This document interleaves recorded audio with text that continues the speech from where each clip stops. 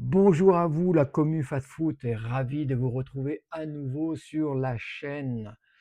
Et souvenez-vous de ma dernière vidéo consacrée au PSG féminin, bah, figurez-vous qu'elle a fait réagir.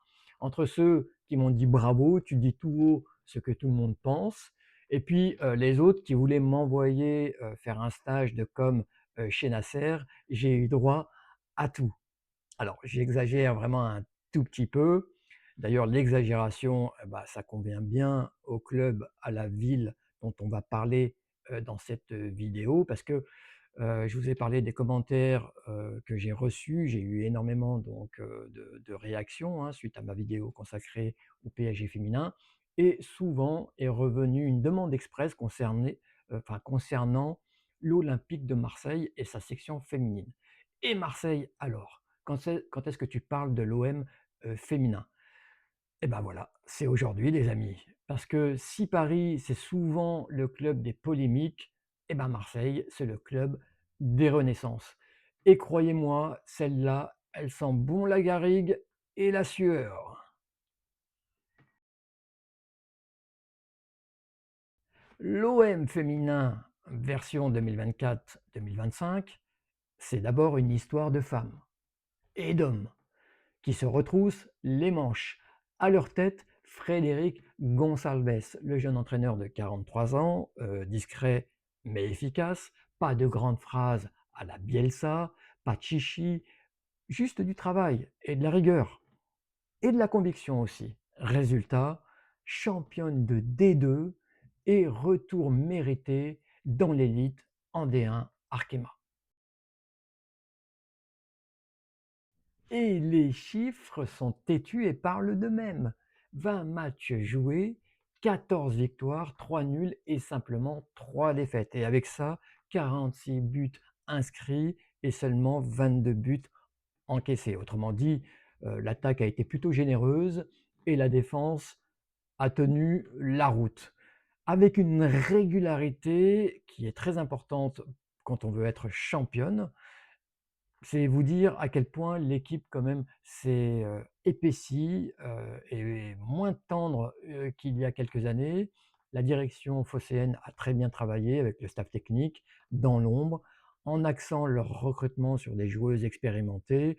Le retour de Tess Laplacette a fait beaucoup de bien, une joueuse comme, Laura, Bourgoin aussi et l'OM, voilà, qui remonte dans l'élite après quelques années à végéter en D2. Mais justement, derrière les stats, derrière l'épopée, il y a des visages, des joueuses qui ont fait la différence. J'ai parlé à juste titre de Tess Laplacette et de Laura Bourgoin, mais il y en a d'autres, hein. Tabitha Joseph, la jeune haïtienne que connaît très bien d'ailleurs Frédéric Gonçalves pour l'avoir entraîné quand il était coach d'Haïti. Donc la compatriote de Melchi Dumornay, qui a imposé sa puissance, sa combativité, qui a été un vrai roc dans cette défense. Chloé Ngazi aussi, l'internationale algérienne, gardienne de but, qui a sorti les arrêts qu'il fallait pour maintenir l'OM dans ses moments les plus chauds de la saison. On peut aussi citer Colin Guino, par exemple, la latérale droite infatigable, qui a couvert son couloir comme si elle avait 4 poumons. Bref, des joueuses, que j'ai citées qui ont quand même donné le ton d'une saison où l'OM n'a rien lâché. Mais l'OM, c'est pas qu'une feuille de stats ou deux, trois joueuses clés.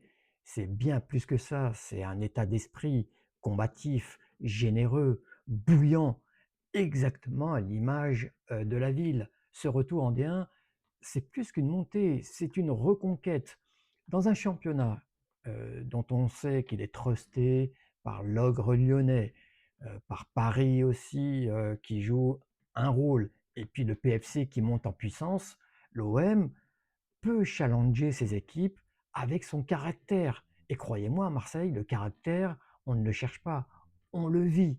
Et on pourrait avoir ce fameux Big Four qui rendrait tellement attractif et compétitif ce championnat de Ligue 1, de Première Ligue Arkema, comme on l'appelle aujourd'hui, qui, je l'ai dit dans d'autres vidéos, périclite et dont on attend désespérément la professionnalisation. Et puis, parlons quand même un petit peu du recrutement. Alors j'en ai touché un mot tout à l'heure, avec ce recrutement cohérent, l'arrivée de Tesla Placette, notamment, qui vient apporter de la valeur ajoutée et initier un dynamisme qui a porté l'OM donc vers les sommets. Ce recrutement se poursuit, il est tout aussi malin, ambitieux, prometteur. Et là, on ne parle pas de stars qui sont hors budget, mais de joueuses qui sont déjà aguerries à la première ligue Arkema, mais qui sont surtout affamées. Mathilde Bourdieu, par exemple, donc l'attaquante qui nous vient du PFC. On sait qu'elle a eu une saison compliquée avec l'émergence de Clara Matteo devant. Et ben Mathilde Bourdieu a quand même du talent et elle va se mettre au service de cette équipe de l'OM qui va pouvoir donc compter sur elle pour apporter des buts et du dynamisme. Margot Lemuel, c'est un peu pareil. Elle vient aussi du PFC. C'est la néo-internationale. Elle a été appelée par Laurent Bonadei et elle connaît parfaitement la rigueur de l'élite. Et Salomé Elisor, milieu de terrain donc qui vient du HAC, du Havre, qui a un milieu de terrain créative, solide, qui peut être une vraie pièce maîtresse dans le jeu marseillais. Des renforts qui apportent du talent, qui apportent de l'expérience et surtout une fin de prouver que Marseille a toute sa place au sommet. Alors l'OM en D1 féminine, coup d'éclat ou début d'une nouvelle ère? Hmm. Une chose est sûre, cette équipe, elle a faim.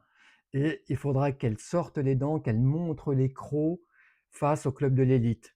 Et sur cette première journée, parce que le calendrier a été fait ainsi, contre l'OL, le plus grand club français, le plus grand club de l'élite, la montagne que va devoir donc gravir l'OM. Mais est-ce que l'OM, dans une ville où on sait que le foot est une religion, est-ce que l'OM peut faire des miracles? Et est-ce que l'OM peut venir à bout de l'OL? Dites-le moi dans la barre des commentaires, mettez-moi votre pronostic. Dites-moi aussi si vous avez apprécié cette vidéo. Proposez-moi d'autres clubs hein, que je peux mettre à l'ordre du jour. Hein. Je vous l'ai dit, je fais une série sur énormément de clubs français, mais aussi à l'étranger, qui vont faire l'actualité cette année, cette saison qui vient.